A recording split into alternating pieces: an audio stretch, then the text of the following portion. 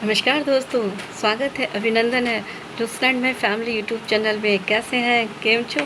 मज़ा में मस्त रहिए, खुश रहिए, बिंदास रहिए और मेरे वीडियोस को देखिए।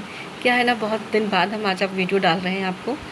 इधर बीच में थोड़ी मेरी तबीयत ख़राब हो गई थी और बीच में कुछ और भी वीडियो हम डालते रहे, तो इस वजह से कहानी नहीं सुना पाए। लेकिन हम कोशिश करेंगे कि इसको कंटिन्यू करें। कहानी बहुत सच्ची है मगर अच्छी है। कहानी शायद हमारे भी जीवन की एक नई कहानी है। ये कहानी है मध्य प्रदेश के एक ज़िले की।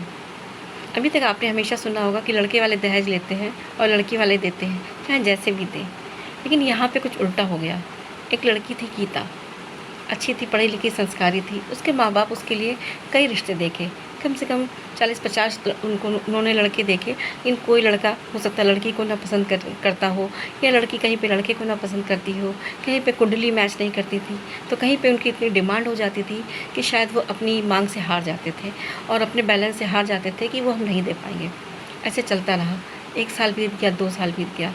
फिर आखिरकार गीता ने भी कहा हम हार नहीं मानेंगे। उसने अपने पापा से कहा कि पापा ऐसा है, अब आप मेरे लिए रिश्ता देखना बंद करिए, मैं आगे की पढ़ाई करूँगी और मैं जॉब करूँगी ताकि रिश्ते मेरे लिए खुद से आएंगे। और गीता ने वैसा ही किया। गीता ने खूब जमकर मेहनत करी, पढ़ाई करी और उसके बाद उसकी सर्विस लग गई, सरकारी टीचर हो गई, जिला परिषद में सरकारी टीचर हो गई। कम से कम 50,000 की सैलरी हो गई। सब कुछ घर में बल्ले बल्ले हो गई, अच्छे से सब कुछ चलने लगा। रिश्तों की भी लाइन लगने लगी।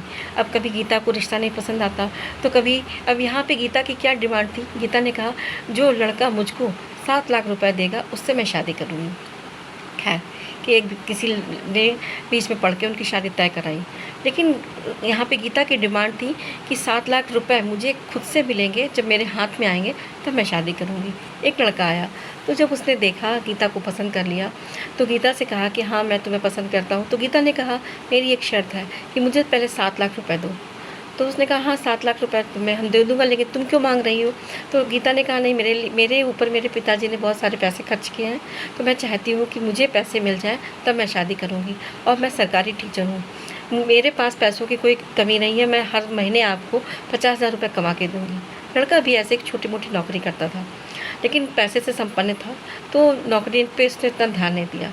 तो लड़के और लड़के घर वाले राजी हो गए। उन्होंने कहा ठीक है, कमाऊ भी, कम से कम बीवी मिल जाएगी, लड़की इतनी अच्छी पढ़ी लिखी संस्कारी आ रही है, कमाऊ आ रही है और हर महीने देगी, हर महीने 50,000 रुपये हमको देगी, तो 7 लाख रुपये कोई बड़ी रकम नहीं है। खैर शादी तय हो गई, वो लोग राजी हो गए। उन्होंने पहले 6 लाख रुपये दे दिए और उसके बाद में जब लड़की की शादी होने की बात आई तो लड़की ने कहा, जब वो दोनों जयमाल डालने के लिए आए तो लड़की ने कहा कि हम जयमाल नहीं डालेंगे। तो लड़के ने कहा क्यों, जयमाल क्यों नहीं डालोगी, बारात आ गई है, सब लोग बहुत खुश हैं और हम लोग भी बहुत खुश हैं, तुम लोग की तरफ भी सब खुश हैं, तुम जयमाल डालो। तो लड़की ने कहा नहीं, जब तक मुझे 1 लाख रुपए नहीं मिल जाएगा मेरी शर्त के अनुसार मैं जयमाल नहीं डालूँगी। तो लड़के ने कहा नहीं, अरे 1 लाख रुपए की तो बात है, अरे कोई बात नहीं, हम एडजस्ट कर लेंगे, तुम जयमाल तो डालो, हम तुमको दे देंगे।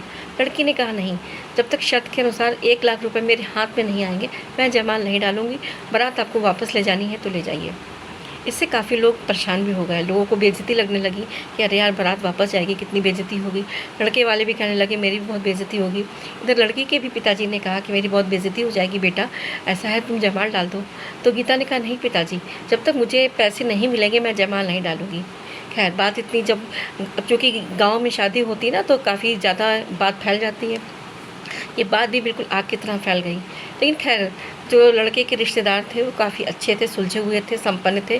किसी ने 50,000 दिए, किसी ने 25,000 दिए, सब मिलजुल के रात में ही खैर बैलेंस बन गया और उन्होंने 1 लाख रुपए जब गीता के हाथ में दे दिए तो गीता ने स्वेच्छा से जयमाल डाल दी। ये कहानी हम आपको इसलिए सुना रहे हैं क्योंकि मैंने भी ये कहानी उसमें एक पढ़ी है, और इसलिए कि क्योंकि मेरे जीवन की भी एक नई कहानी, हर घर घर में एक कहानी होती है।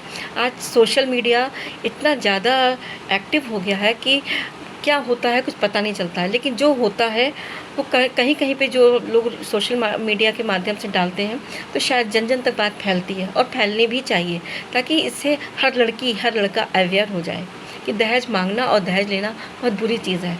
लड़की को पढ़ा लिखा के इस काबिल बना दीजिए कि खुद लड़की वाले से रिश्ता मांग ले। और दहेज की क्या बात होती है, लड़की खुद कमा के आपको देगी, लड़का खुद कमा के देगा। जब दोनों एक हो जाते हैं तो वहाँ पे अपना पराया नहीं होता। तो अगर आपको मेरी कहानी अच्छी लगी हो तो प्लीज़ लाइक शेयर कमेंट ज़रूर कीजिएगा। कमेंट ज़रूर किया कीजिए और सब्सक्राइब ज़रूर कीजिए। खुश रहिए, मस्त रहिए। मिलते हैं नई कहानी के साथ। राधे राधे।